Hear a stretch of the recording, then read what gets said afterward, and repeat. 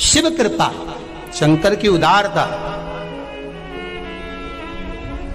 विश्वास,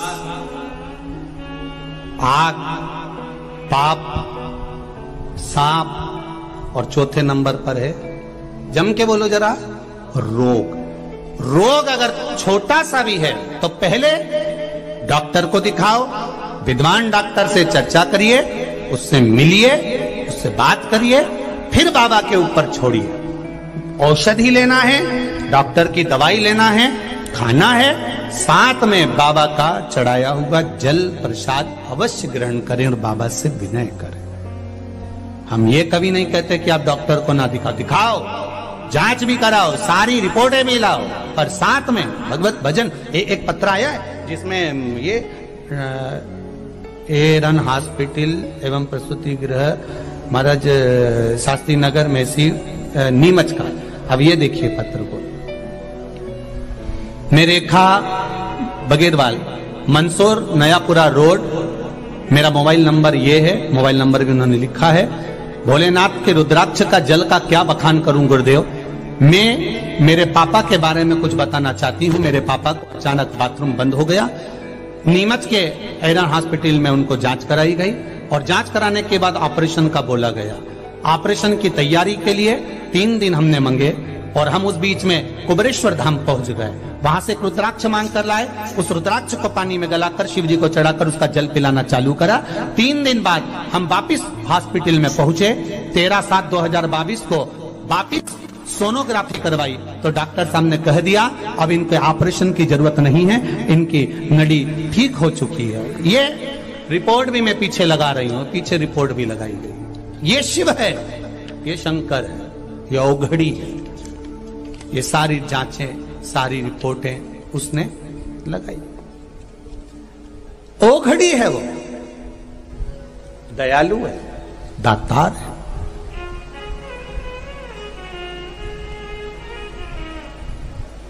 अब जांच कराइए, डॉक्टर को दिखाइए, औषधि लीजिए डॉक्टर को बताकर।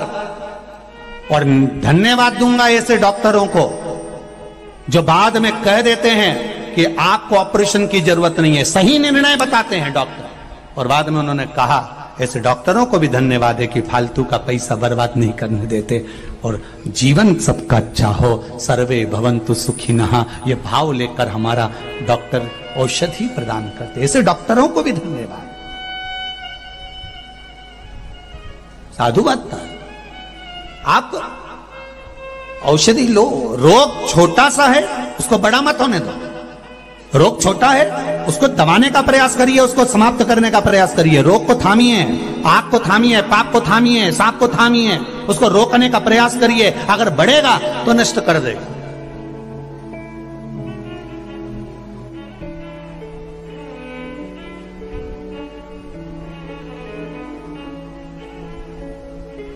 पर रोग के लिए भी शिव महापुराण कथा कह रही है कि सलाहकार अच्छा रखना। जिसको बताओ उसको, ये नहीं तो कई निर्णय निकलते हैं साहब, नहीं साहब तुम्हारा पांव में मोच खा गया, मोच खा गया तो मालिश कर दो जम के। हो मालिश करे तो मालूम पड़े बापड़ा ने 14 साल तक नहीं उठी नहीं पड़ा, वो ऐसी मालिश हो गई। नहीं साहब, अगर मोच आया है थोड़ा अपन डॉक्टर को दिखा ले, कोई नस मस तो गड़बड़ नहीं हो गई, एक आध कहीं टूट फूट तो नहीं गई, दिखाए डॉक्टर को। ऐसा नहीं कि नहीं दिखा। शिव पुराण कर रही है, भगवान शंकर की कथा कर रही है। ये 4 से अगर हम ध्यान लगाकर उसको रोकने का प्रयास करेंगे तो हमारे जीवन की सार्थकता होगी। आगे वर्णन आया पाप कर्म को रोकने का प्रयास, जो वर्णन किया गया। माता पार्वती जी ने जो अपने पुत्र को कहा षडानंद कार्तिकेय को कि जाओ और तुम जाकर तारकासुर का संहार कर दो। तारकासुर के 3 बेटे थे, तारकाक्ष, विदुम्माली और कमलाक्ष।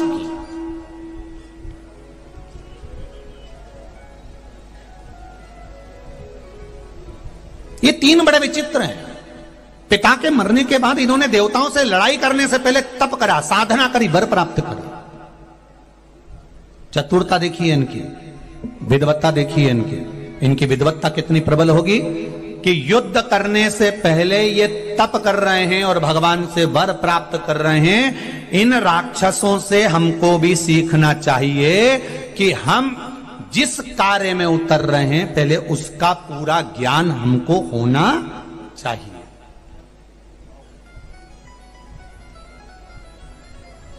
उसका ज्ञान पूरा हमारे पास होना चाहिए। हम जिस कार्य को करना चाह रहे हैं, हम जिस कार्य में उतरना चाह रहे हैं,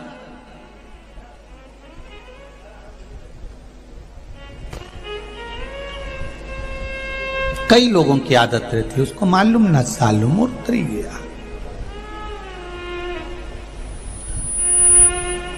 वो तो प्रवेश कर गया, वो तो आ गया, पर ज्ञात हो उसको, ज्ञान हो उसको। और जब उसको ज्ञान होगा इस चीज का कि मैं जिस चीज कर रहा हूं ये गलत है कि सही, उसका भान उसके जीवन में होना चाहिए। एक शेर और एक कुत्ता, तुम कुत्ते को लकड़ी से मारना, तुम कुत्ते को लकड़ी से मारना, कुत्ता क्या करेगा? तुमने लकड़ी से मारा तो कुत्ता उस लकड़ी को मुंह में भरेगा। बोलो सही है कि गलत है? और उसी लकड़ी से तुम शेर को मारना, शेर लकड़ी को पकड़ेगा? दादा तेरे को निपटा जाएगा। शेर और कुत्ते में अंतर यह है, कुत्ते को लकड़ी से मारोगे तो कुत्ता लकड़ी को मुख से पकड़ेगा, और शेर को लकड़ी से मारोगे तो शेर लकड़ी को नहीं तुम पर झपटेगा, तुमको पकड़ेगा। उसी तरह हमें शेर जैसी जिंदगी जीना है, हमें मूल को पकड़ना है, लकड़ी को नहीं। हमें अहंकार, काम, लोभ, वासना, तृष्णा नहीं, हमें शिव के चरणारविंद को पकड़ना। श्रेष्ठ पकड़िए, श्रेष्ठ। और हम क्या करते हैं? जो श्रेष्ठ है उसी को छोड़ देते हैं। हमने क्या करा जीवन में? जो श्रेष्ठ था उसी को छोड़ दिया,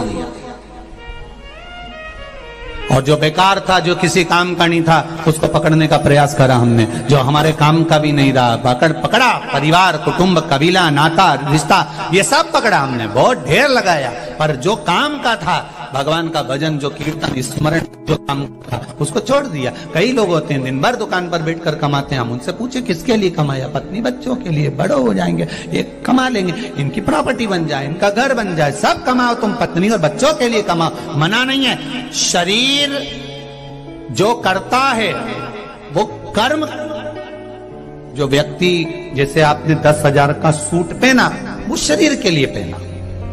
आपने 5,000 का बूट पहना, शरीर के लिए पहना। आपने बादाम खाई, शरीर के लिए खाई। आपने चश्मा लगाया, शरीर के लिए लगाया। आपने इत्र लगाया, शरीर के लिए लगाया। आपने आत्मा के लिए क्या करा? ये तो सब पैसा कमाया शरीर के लिए, खाया शरीर के लिए, पहना शरीर के लिए, साबुन से नहाए 20 रुपए 50 रुपए के पेयर से, तुम नहा लिए लक्ष्य से, आधिकारिक साबुनों से, ये शरीर के लिए नहाए तुमने। आत्मा के लिए क्या करा? मूल चीज वो है। अभी तक तुमने जो बादाम खाई वो शरीर के लिए, किशमिश खाई शरीर के लिए, एसी के रूम में सोए शरीर के लिए, डल्लब का गद्दा शरीर के लिए, आत्मा के लिए क्या करा? तब तुम अब मंदसौर वाले छाती ठोक कर कह सकते हैं हमने आत्मा के लिए शिव महापुराण की कथा सुनी।